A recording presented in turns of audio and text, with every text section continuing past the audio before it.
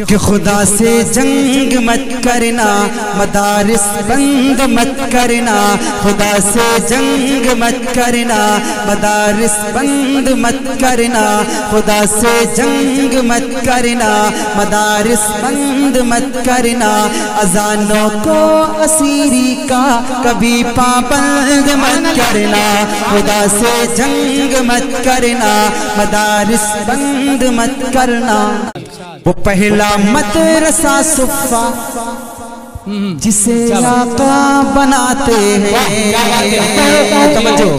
इस शेर पे जनाब हज़रत मौलाना अमीर हमजा साहब से तवज्जो की दरखास्त है कि सारे दुनिया के सुखनवर भी इकट्ठा होकर, सारे दुनिया के सुखनवर भी इकट्ठा होकर एक सुन्नत की भी तौसीफ नहीं कर सकते। आपके चेहरे अनवर की तो बहुत दूर की बात, आपके जूते की तारीफ नहीं कर सकते।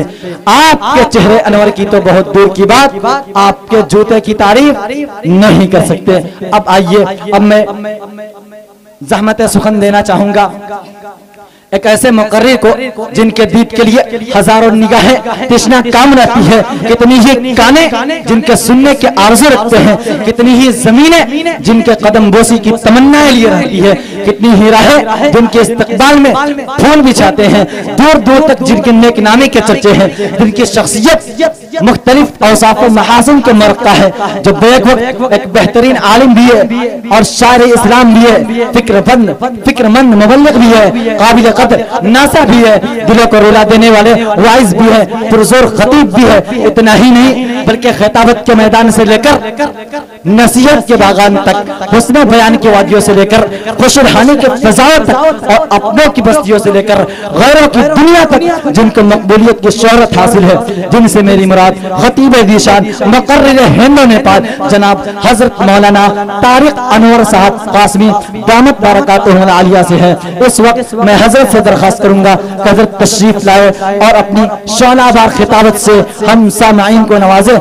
मेरे बुजुर्गों, जैसा कि अभी अनाउंसर साहब ने तारुफ कराया कि नाते रसूल भी पढ़ना जानते हैं। अल्लाह ताला ने जब ये आवाज़ हमें अता फरमाई है तो कम अज़ कम कुछ ना कुछ शेर सुनाना चाहिए। आप लोग को सुनाऊं? सुनेंगे आप लोग? जी, कितने लोग सुनेंगे? हाथ उठाएं। अच्छा, आप लोग जाएंगे तो नहीं ना? चूँकि तकरीर की बारी आती है तो धीरे धीरे लोग खिसकना शुरू कर देते हैं। आप लोग सुनने का शौक रखिए। मैं पढ़ता हूँ, मुलाहिज़ा फरमाएं। मेरे आका सल्लल्लाहु अलैहि वसल्लम की क्या शान है और हम गुलाम मुस्तफ़ा हुजूर से कैसी मोहब्बत करते हैं।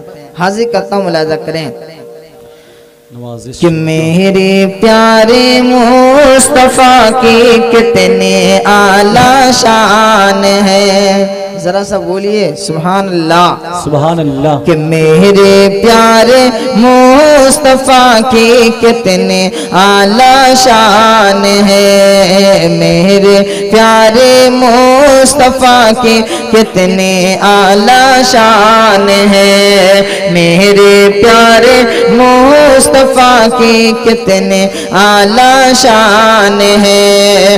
कि मेरे प्यारे मुस्तफ़ा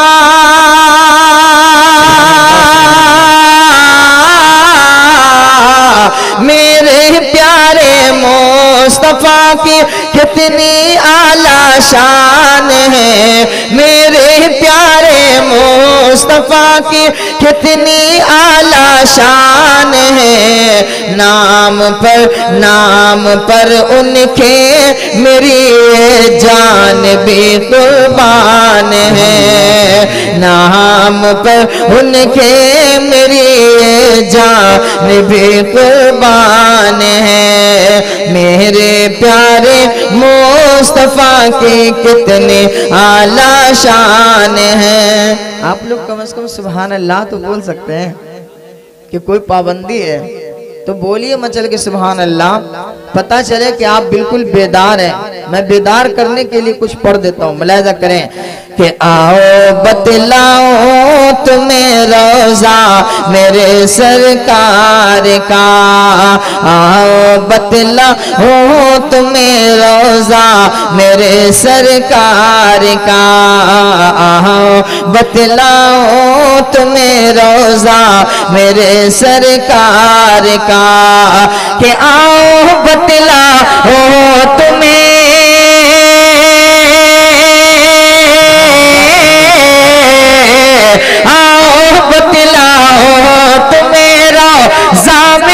सरकार का, आओ बतलाओ तुम्हें रोजा मेरे सरकार का, अर्शे आजम अर्शे आजम अर्शे आजम से है अफजल ये मेरा ईमान है, अर्शे आजम से है अफजल ये मेरा ईमान है, अर्शे आजम से है अफजल ये मेरा ईमान है। कुरान करीम में खालिक कायनात इरशाद फरमाता है, कुल इन कुंतुम तुहिब्बून अल्लाह फत्तबिऊनी युहिब्बुकुमुल्लाह व यग़फिर लकुम ज़ुनूबकुम। ऐ नबी आप कह दीजिए, अगर तुम अल्लाह ताला से मोहब्बत करना चाहते हो, अगर तुम अल्लाह से ताल्लुक जोड़ना चाहते हो, अगर तुम अल्लाह के सामने सुरखरू और कामयाब होना चाहते हो, फत्तबिऊनी तो तुम मेरा इत्तिबा करो, तुम रसूलुल्लाह की बातों को मानो, पैगंबर इस्लाम के फरमान को कबूल करो, फत्तबिऊनी युहिब्बुकुमुल्लाह। तो इसका नतीजा ये होगा कि अल्लाह रब्बुल इज्जत तुमसे मोहब्बत करेगा, व यग़फिर लकुम ज़ुनूबकुम, और अल्लाह ताला तुम्हारे गुनाहों को माफ फरमा देगा, व यग़फिर लकुम ज़ुनूबकुम वल्लाहु गफूरुर रहीम। और खालिक कायनात बख्शने वाला है, रहम करने वाला है। मेरे बुजुर्गों, मेरे साथियों, अल्लाह ताला ने जिस दीन को कबूल किया है, जिस दीन को पसंद फरमाया है, अल्लाह ताला ने हमें वो दीन अता फरमाया।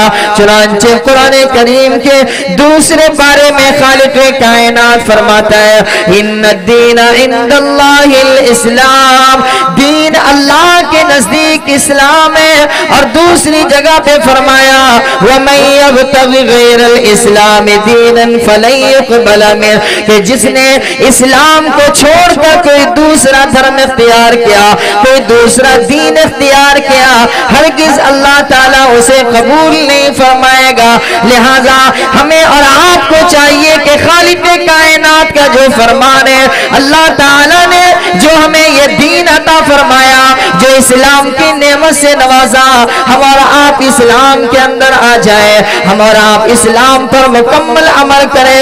कुरान करीम में अल्लाह ताला ने फरमाया, या अय्युहल्लज़ीना आमनु दुखुलू फिस्सिल्मि काफ़ा, ऐ ईमान वालो इस्लाम में मुकम्मल तौर पर दाखिल हो जाओ, वला तत्तबिउ खुतुवातिश शैतान, और शैतान की राह न चलो, शैतान के नक्शे कदम को इख्तियार न करो, इन्नहु लकुम अदुव्वुम मुबीन, क्योंकि ये शैतान तुम्हारा खुला हुआ दुश्मन है। शैतान की राह न चलो, शैतान तुम्हारा खुला हुआ दुश्मन है। और हम जिस इस्लाम के मानने वाले हैं, उस इस्लाम में अगर कोई शुकूक और शुबहात पैदा करता है, तुम उसकी बातों को भी ना मानो। ये शरीयत वो है जिसे अल्लाह ने पसंद फरमाया, ये शरीयत वो है जिसे रसूलुल्लाह ने पसंद फरमाया। शायर कहता है कि है शरीयत जिंदगी का एक मुकम्मल ज़ाब्ता, है शरीयत जिंदगी का एक मुकम्मल ज़ाब्ता, कि है शरीयत जिंदगी का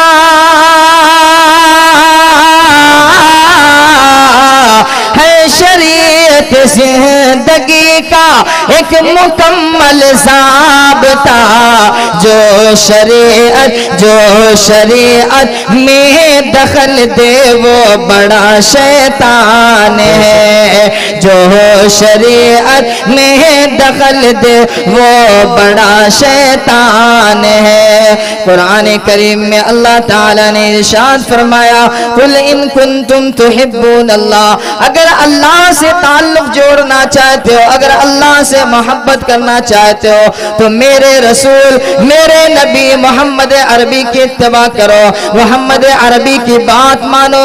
कुरान करीम के 5वें पारे में अल्लाह फरमाता है, मय्युतिल्लाह वर रसूल फौलाइका मअल्लज़ीना अनअम अल्लाहु अलैहिम मिनन नबिय्यीन वस्सिद्दीक़ीन वश्शुहदाई वस्सालिहीन। जिसने अल्लाह की बातों को माना, अल्लाह की इताअत की, अल्लाह की फरमाबरदारी की, मय्युतिल्लाह वर रसूल, और रसूलुल्लाह की बातों को माना, फौलाइका मअल्लज़ीना अनअम अल्लाह, तो ये वो लोग हैं जिनके ऊपर अल्लाह ने इनाम फरमाया। ये कौन लोग हैं जिन पर अल्लाह ने इनाम फरमाया है? अनाम अल्लाहु अलैहिम मिनन नबिय्यीन वस्सिद्दीक़ीन वश्शुहदाई वस्सालिहीन। ऐसे लोगों का ठिकाना ये है कि कल मैदान क़यामत में अल्लाह रब्बुल इज़्ज़त ऐसे लोगों के साथ उन्हें उठाएगा जिनसे उनकी मोहब्बत होगी। चुनांचे आओ सरकारे दो आलम ताजदारे रिसालत मदनी करीम अलैहिस्सलातु वस्सलाम की हदीस पाक आपके सामने रखता हूँ। आप जाने का माहौल तो नहीं बनाएंगे, सुनेंगे? कितने लोग सुनेंगे? जरा गौर करें, मैं आपके सामने ज्यादा देर गुफ्तगू नहीं करूंगा। कुरान करीम के बाद हदीस पाक में सरकारे दो आलम मदनी ताजदारे रिसालत इमाम कायनात जनाब नबी करीम सल्लल्लाहु अलैहि वसल्लम के पास एक सहाबी रसूल आए और आकर कहने लगे, ऐ अल्लाह के नबी अलैहिस्सलातु वस्सलाम, दुनिया के अंदर जब मैं अपने बीवी बाल बच्चों के दरमियान हुआ करता हूँ और आपकी मोहब्बत लहरें मारती है, आपकी मोहब्बत मेरे कल्बो जिगर के अंदर समा जाती है, बैठ जाओ, कल्बो जिगर के अंदर समाती है और मेरे दिल के अंदर एक शौक पैदा होता है कि या रसूल अल्लाह आपके चेहरे का दीदार कर लो ताकि मुझे इत्मीनान और चैन सुकून हासिल हो जाए। ऐ अल्लाह के नबी अलैहिस्सलाम, मैं अपने घर बार को छोड़ता हूँ, अपने रिश्तेदार को छोड़ता हूँ, अपने बाल बच्चों को छोड़ता हूँ और आपके दरबारे रिसालत में हाजिरी देता हूँ। फिर जब मैं आपके चेहरे अनवर को देखता हूँ तो मुझे इत्मीनान हासिल हो जाता है। ऐ अल्लाह के नबी, ये तो दुनिया का मामला है, लेकिन जब मेरी आंख बंद हो जाएगी और आप भी दुनिया से रुखसत हो जाएंगे, दुनिया से पर्दा फरमा जाएंगे, ऐ ताजदारे रिसालत अलैहिस्सलाम, आपका रुतबा, आपका मकाम व मर्तबा तो ये है कि सारे नबियों के नबी है, सारे नबियों के सरदार है। ऐ अल्लाह के नबी अलैहिस्सलातु वस्सलाम, कल जन्नत के अंदर आप सारे जन्नतियों के बीच में होंगे। सरकारे दो आलम अलैहिस्सलाम, आप तो अंबिया किराम की झुरमुट में होंगे और अगर मुझे जन्नत नसीब हो गई फिर भी मैं बहुत नीचे दर्जे पर रहूंगा और आप तो बहुत आला दर्जे पर होंगे। जब उस जगह पर आपके चेहरे अनवर को देखने का जी चाहेगा, ऐ अल्लाह के नबी अलैहिस्सलाम, जब आपके चेहरे का दीदार नहीं कर पाऊंगा फिर मुझे चैन और सुकून कैसे हासिल होगा? होता है हर शख्स के दिल के अंदर एक बात आती है, तो अल्लाह के नबी अलैहिस्सलाम क्या जवाब देते हैं? जरा गौर करें। सरकारे दो आलम अलैहिस्सलाम फरमाते हैं कि ऐ मेरे सहाबी, बात तो तेरी बिल्कुल दुरुस्त है कि जब तेरे दिल के अंदर मोहब्बत की लहरें जोश मारती है और दुनिया का मामला होता है, अपने बीवी बाल बच्चों से अलग होकर तुम मेरे चेहरे का दीदार करते हो, तुझे इत्मीनान मिल जाता है। कल क़यामत के दिन जब तुम जन्नत में जाओगे और जन्नत में मैं नबियों के बीचों बीच हूँगा और उस जगह पर तुझे देखने को जी चाहेगा, तो अलमरउ मा मन अहब्बा, आदमी का हश्र उस शख्स के साथ होगा जिससे उसने मोहब्बत की होगी। अगर तुझे मुझसे मोहब्बत है, नबियों से मोहब्बत है, तो अल्लाह ताला तेरे लिए ये ज़ियारत कराना आसान फरमा देंगे। मुसलमानों जरा गौर करो, हम और आप अपनी जिंदगी का मुहासबा करें कि दुनिया में हम और आप किन से मोहब्बत करते हैं। क्या रसूलुल्लाह की ज़ाते मुबारक से मोहब्बत करते हैं या नहीं करते? अगर हम और आप हुजूर पाक अलैहिस्सलाम से मोहब्बत करते हैं तो अल्लाह के नबी अलैहिस्सलातु वस्सलाम के चेहरे अनवर का दीदार होगा। अगर खालिक़े कायनात के हबीब सरवरे कौनैन अलैहिस्सलाम से मोहब्बत नहीं करते तो फिर हम खुशफहमी के शिकार न रहें।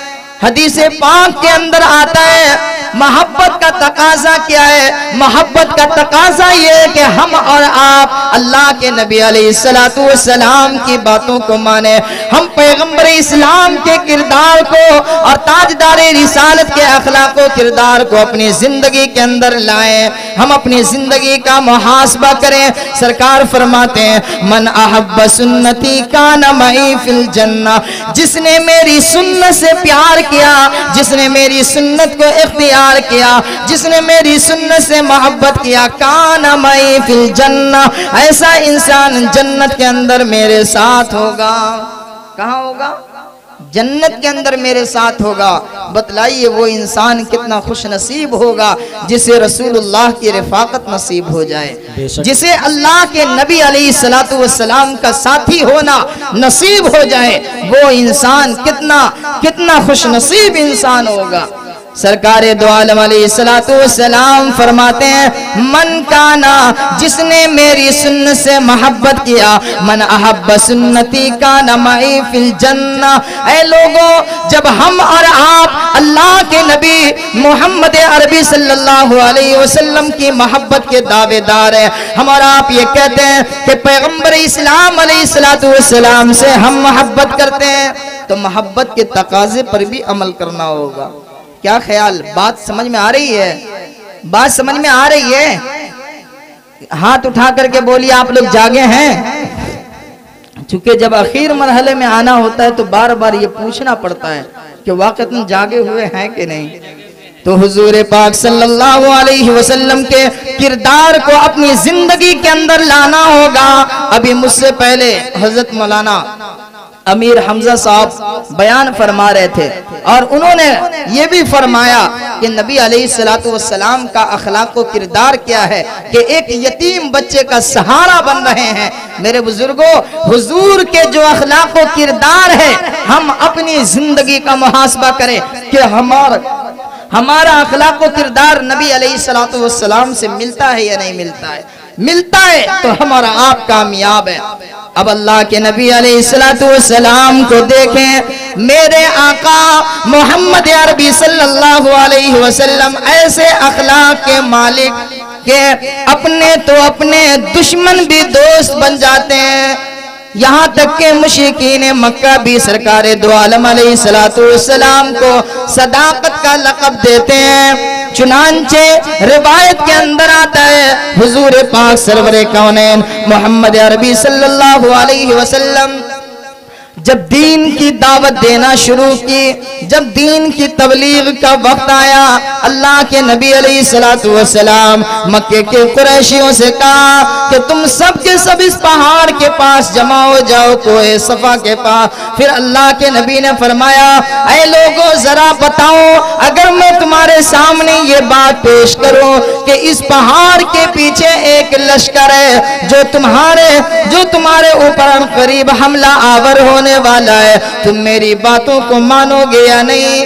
सबों ने कहा, ऐ मोहम्मद, तेरी सदाकत वाली चादर को कोई दागदार नहीं कर सकता, तू तो सच्चा है। जब तू किसी गली से गुजरता है तो छोटे बच्चे भी अपने घर से निकलकर कहते हैं कि सादिक आ गया, अमीन आ गया। ये सदाकत और अमानतदारी का लक़ब से मुलक़्क़ब आपको किया जाता है, आप तो बिल्कुल सच्चे हैं। फिर हुजूर क्या फरमाते हैं? अल्लाह के नबी अलैहिस्सलातु वस्सलाम फरमाते हैं, ऐ लोगों, मैंने 40 साल जिंदगी तुम्हारे बीच में गुजारी, तूने मुझे सच्चा पाया, इन वजदतुमूनी सादिकन औ काज़िबा, तूने मुझे सच्चा पाया या झूठा पाया? हर कोई कहने लगा आप तो सच्चे हैं, आप सच्चे हैं, आपकी सदाकत वाली चादर को कोई दागदार नहीं कर सकता।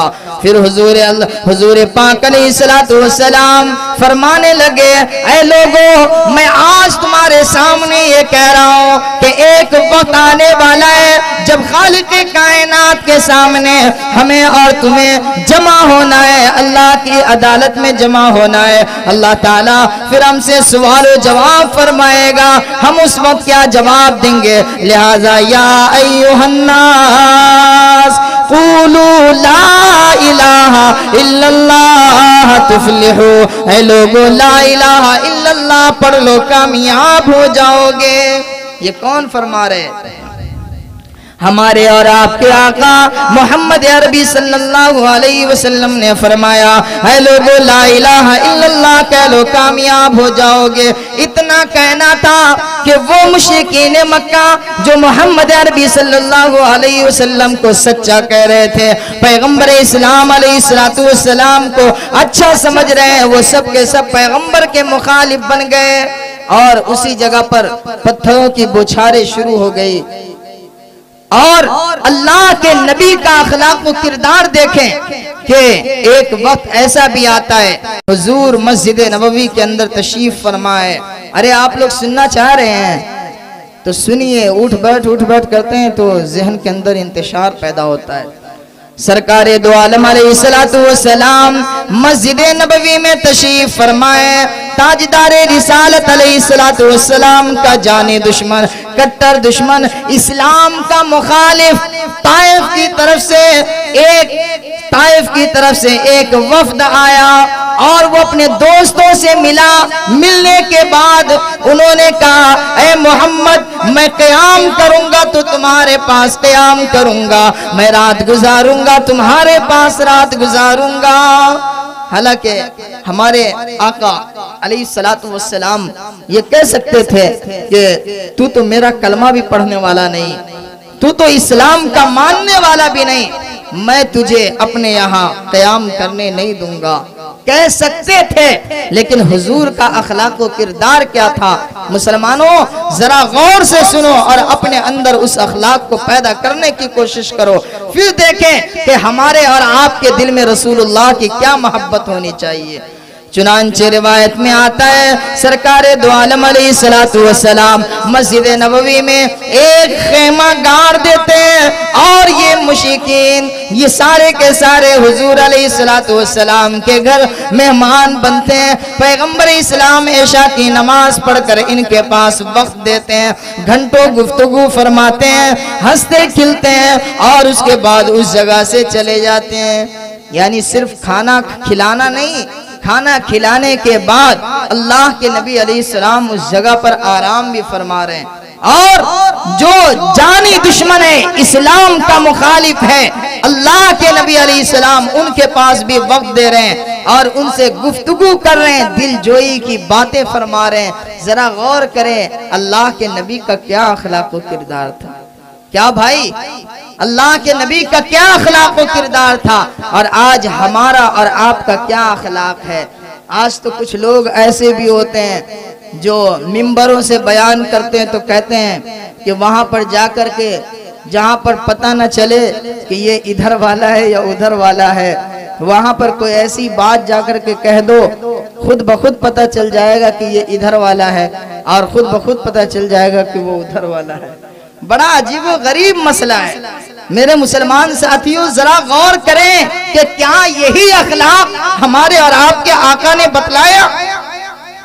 आज हमारे उन साथियों का जो ये कहते हैं कि हम गुलाम मुस्तफा है, रसूलुल्लाह की मोहब्बत से सरशार होने का दावा भी करते हैं, लेकिन हाल ये है कि वो किस कदर अपने साथियों को नुकसान पहुंचाते हैं और वो अपनी मजलिसों में और लोगों के सामने गाए बगाए ऐसी बातें भी करते रहते हैं, हालांकि वो भी कलमा गो है, ये भी कलमा गो है। वो भी कुरान करीम की तिलावत करता, ये भी कुरान करीम की तिलावत करता, वो भी हदीस रसूल को पढ़ने वाला, ये भी हदीस रसूल को पढ़ने वाला, वो भी खाने काबा का तवाफ करने वाला, ये भी खाने काबा का तवाफ करने वाला, लेकिन फिर भी इत्तेहाद की बातें नहीं, इख्तिलाफ व इंतशार की बातें हुआ करती है। आओ जरा गौर करें, मोहम्मद अरबी सल्लल्लाहु अलैहि वसल्लम का अखलाक व किरदार हमें क्या सबक देता है, क्या पैगाम देता है। अल्लाह के नबी अलैहिस्सलातु वस्सलाम बैठे हुए हैं, अपनी जगह पर तशरीफ फरमाए। मेरे वाक़े को सुनिएगा आप लोग, बात रखूं कसम खुदा की, दिल के अंदर एक अजीब वलवला पैदा होगा अगर पूरी तवज्जो के साथ आप इन बातों को सुने। हुजूर अकरम सल्लल्लाहु अलैहि वसल्लम अपनी जगह पर आराम फरमाए।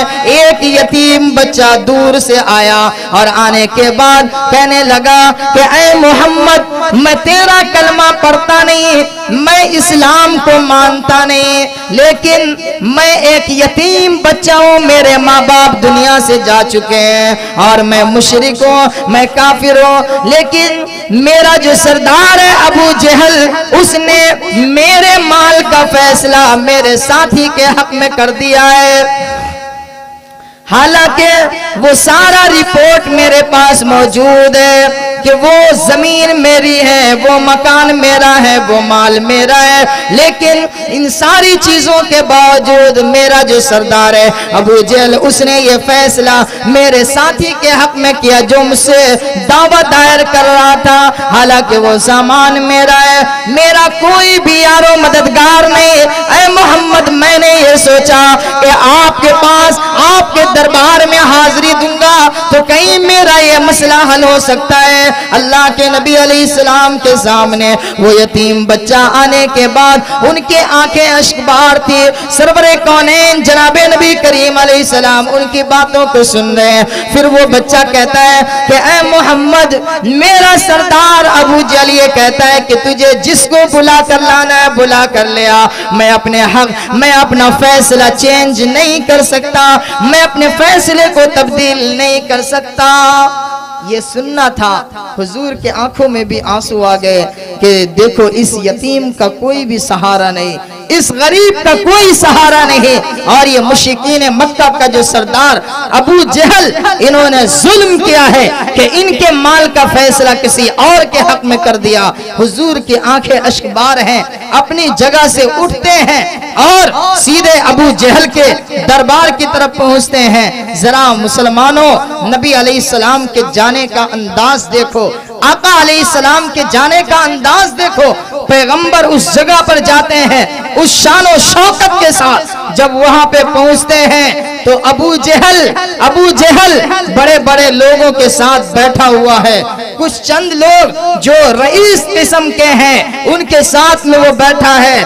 और जैसे ही अल्लाह के नबी अलैहिस्सलाम वहां पे पहुंचते हैं, आंखें अश्कबार है, हुजूर के आंखों से आंसू छलक रहा है। सरकार ने फरमाया कि ऐ अबू जहल, तूने इस यतीम बच्चे के साथ क्या फैसला किया है? अपना फैसला दोहराओ। जरा गौर करें, नबी अलैहिस्सलाम का मर्तबा क्या है। अल्लाह ने हुजूर के चेहरे अनवर के अंदर क्या शान और शौकत और क्या रोबो दबदबा अता फरमाया था। सरकारे दो आलम अलैहिस्सलाम फरमाते हैं, ऐ अबू जहल, तुम अपने फैसले को दोबारा बयान करो। अबू जहल जैसे ही सरकारे दो आलम अलैहिस्सलाम के चेहरे अनवर को देखता है, वो फौरन अपने फैसले को बदल देता है और वो कहता है कि मैंने उसके हक में फैसला किया है, अब मैं इस यतीम के हक में फैसला सुना रहा हूँ, इस यतीम बच्चे के हक में फैसला सुना रहा हूँ। ये कहना था तो नबी अलैहिस्सलाम ने कहा ठीक है, इनका जो माल है इनको दे दो। अब हुजूर अलैहिस्सलाम जाने लगे। आपको पता है मुशरिकीन मक्का का सरदार अबू जहल, उनके साथ में जो बड़े बड़े लोग मौजूद थे, वो कहने लगे, ऐ अबू जहल, तू तो अभी बहुत डींगे मार रहा था, तू तो ये कह रहा था कि चाहे दुनिया का कोई भी आदमी आ जाए मैं अपने फैसले को तब्दील नहीं कर सकता, लेकिन क्या हुआ जब मोहम्मद आए तो तूने अपना फैसला बदल दिया। अबू जहल का जवाब सुनिए। अबू जहल कहता है कि बात दरअसल ये है कि मैंने मोहम्मद के चेहरे के अंदर अजीबो गरीब जलाल देखा है, अजीबो गरीब जलाल देखा है, और मैंने देखा कि मोहम्मद के दाएं और बाएं तरफ एक नूरानी फरिश्ता जो हाथों में तलवार लेकर नियाम से बाहर किया हुआ, और वो मेरी तरफ आंखें घूर करके देख रहा है। अगर मैं थोड़ा सा भी अपनी बात पर अटल रहता तो करीब था कि वो मेरी गर्दन मार देता। मेरे बुजुर्गों, ये अल्लाह रब्बुल इज्जत अपने हबीब सरवरे कौनैन के जरिए से ये काम लेते हैं। तो मेरा कहने का मकसद ये है कि क्या नबी अलैहिस्सलाम ने ये देखा कि ये इधर का है या उधर का है? बोलिए नहीं, बल्कि अल्लाह के नबी मोहम्मद अरबी सल्लल्लाहु अलैहि वसल्लम ने देखा कि एक जो मजलूम है, मकरूब है, उस इंसान का साथ देना चाहिए। ये एक यतीम है, गमज़दा हालत में आया है, लिहाजा इनका साथ देना चाहिए। सरकार दो आलम अलैहिस्सलाम उस जगह पे पहुंचते हैं और वो काम अंजाम देते हैं। अल्लाह के नबी का अजीबो गरीब अंदाज था। यही तो वजह है कि बड़े बड़े लोग भी सरकार दो आलम अलैहिस्सलाम के मोतरिफ हो गए। चुनांचे एक शायर कहता है कि बड़े बड़े सूरमा जियाले अरब में थे आने बान वाले, बड़े बड़े सूरमा जियाले अरब में थे आने बान वाले, मगर रसूले खुदा के आगे, मगर रसूले खुदा के आगे किसी कसी का चला नहीं है, मगर रसूले खुदा के आगे किसी कसी का चला नहीं है ऐसी सुल्तान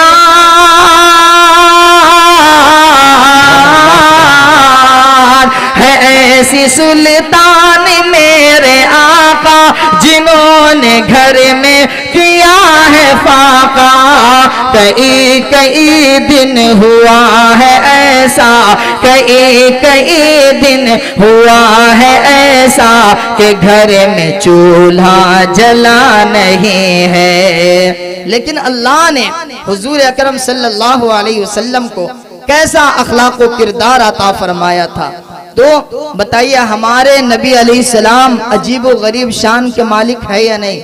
बोलिए। तो मोहब्बत किनसे करनी चाहिए? आकाए नामदार अलैहिस्सलातु वस्सलाम से। मोहब्बत के सिर्फ दावेदार ना रहें, बल्कि हमें और आपको चाहिए, नौजवान साथियों को चाहिए, बूढ़ों को चाहिए, हमारी माँ और बहनों को चाहिए कि रसूलुल्लाह सल्लल्लाहु अलैहि वसल्लम ने जिस काम का हमें हुक्म दिया हम उस काम को करें, और जिससे रोका है हम उससे रुक जाएं। मिसाल के तौर पर आप जरा गौर करें, आज हमारा माशरा तबाही और बर्बादी के दयाने पर जा रहा है। हमारे नौजवान बहुत सारे बिगड़ते जा रहे हैं, चुनांचे शराब नोशी की आदत पड़ती जा रही है।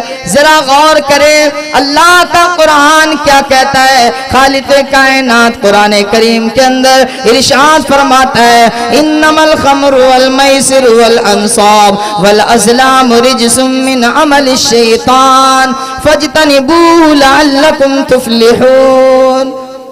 या अय्युहल्लज़ीना आमनू, अल्लाह ताला ईमान वालों को खिताब करता है ईमान वालों, शराब और जुआ, शराब और जुआ, वल अज़लाम और जुए के तीर, वल अंसाब और बुत, इन सारी चीजों को छोड़ दो, इसलिए कि रिज्सुम मिन अमल शैतान, ये नापाक चीजें, ये शैतानी काम है, तुम इससे दूरी इख्तियार करो। फज्तनिबूहु लअल्लकुम तुफ्लिहून, तुम इससे इज्तिनाब करो, दूरी इख्तियार करो ताकि तुम कामयाब हो जाओगे। शराब पियोगे, अब आप मुआशरे के अंदर गौर व फिक्र करें, कितने नौजवान ऐसे हैं जो शराब की लत के आदी हो गए, उसका घर बिगड़ता चला गया। बाप बाप अगर पी रहा है तो बच्चे की सही तरबियत नहीं कर सकता, बच्चियों की तरबियत नहीं हो सकती और उसके घर के अंदर बेहयाई पैदा होने लगती है। शराब ये वो चीज है जिससे इंसानियत तबाह बर्बाद हो जाती है। जर्मनी का एक डॉक्टर लिखता है कि कोई शराब का आदी इंसान 40 साल की उम्र में ऐसा लगता है कि वो 60 साल का बूढ़ा बन गया।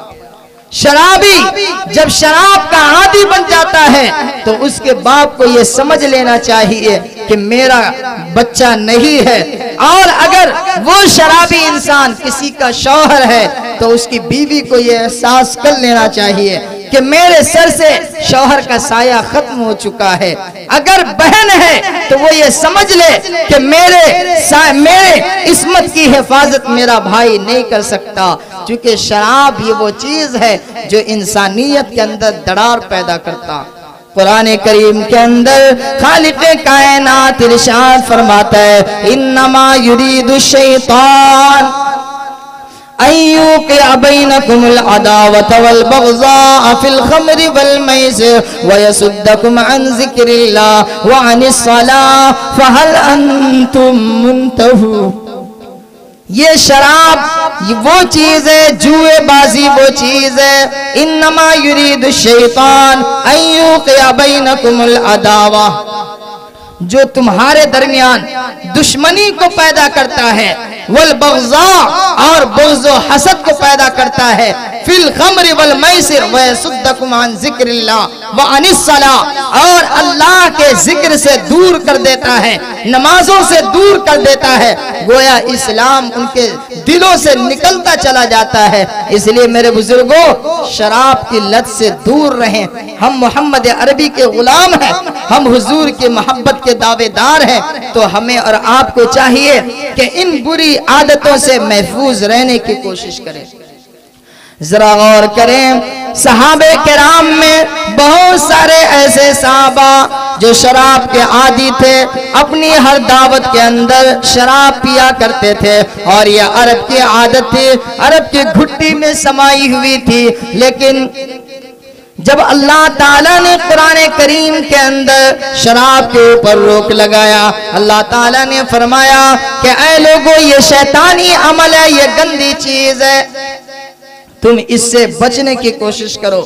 तो जब अल्लाह ने रोक लगाया, मोहम्मद अरबी सल्लल्लाहु अलैहि वसल्लम ने भी हदीस पाक के अंदर आया, हुजूर पाक अलैहिस्सलाम ने भी रोक लगाया, और सरकारे दो आलम अलैहिस्सलाम फरमाते हैं, अला इन्नल खमर कद हुर्रिमत, सुनो शराब हराम करार दे दिया गया।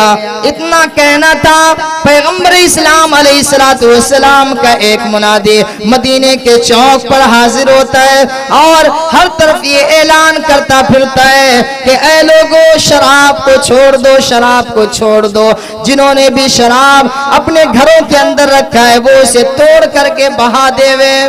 एक सहाबी जो मुल्क शाम से शराब की तिजारत किया करते थे, वो लेकर के आ रहे हैं, और उसके बाद पहाड़ के पास, पहाड़ की चोटी पर उस शराब की बोतलों को रखते हैं। जब हुजूर पाक का एक मुनादी ये पुकार करके कहता है कि सुनो, शराब को हराम कर दिया गया, वो अपने सामान को उस जगह पर रख देता है, और उसके बाद मोहम्मद अरबी सल्लल्लाहु अलैहि वसल्लम के दरबार में हाजिरी देते हैं। कहते हैं, या रसूल अल्लाह, क्या शराब हराम हो चुका?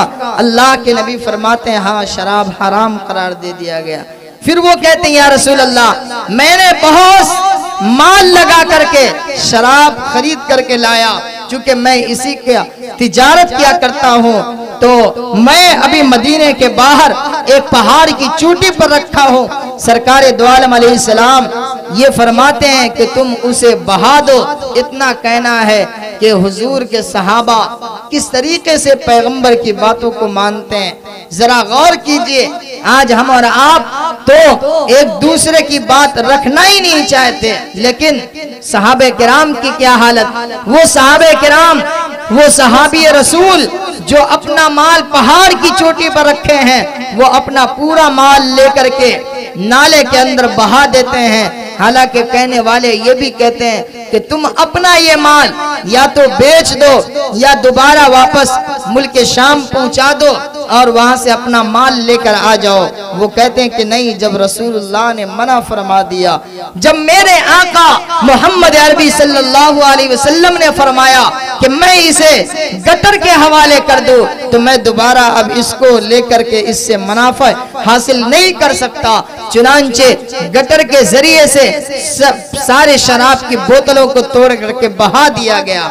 जरा गौर करें, अल्लाह के नबी अलैहिस्सलातु वस्सलाम की बातों के मानने का कैसा जज्बा था सहाबे किराम के दिलों के अंदर, जिसकी वजह से अल्लाह ताला ने इन सहाबे किराम के बारे में फरमाया, रज़ी अल्लाहु अन्हुम व रज़ू अन, अल्लाह इनसे राजी है और ये सहाबा अल्लाह ताला से राजी है। ये दुनिया के अंदर अल्लाह की रजामंदी का सर्टिफिकेट सहाबे किराम को हासिल हुआ। क्यों? इसलिए कि उन्होंने अल्लाह के नबी की मशीयत के मुताबिक, पैगंबर की चाहत के मुताबिक अपनी जिंदगी बसर की थी। अल्लाह ताला ने उन्हें ये एजाज अता फरमाया। एक नौजवान कहने लगा कि आप दुआ कर दीजिए मेरे माल के अंदर बरकत नसीब हो जाए। तो मैंने कहा कितना कमाते हो?